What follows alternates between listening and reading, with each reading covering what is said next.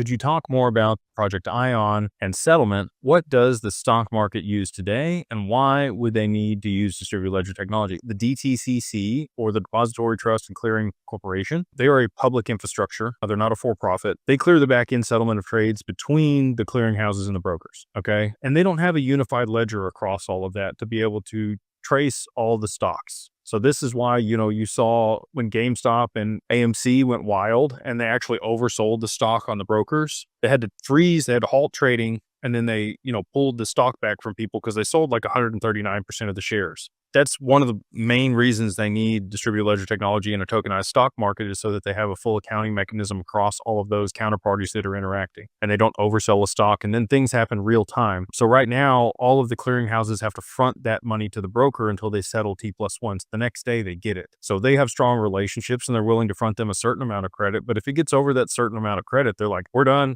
No more on this one. It was actually the clearinghouses that froze the trading on GameStop and AMC. It wasn't the brokers or the people that you were buying from, E-Trade or Robinhood or Webull or any of them. It was the clearinghouses that said, we fronted way too much money and we know that there's, mess up here.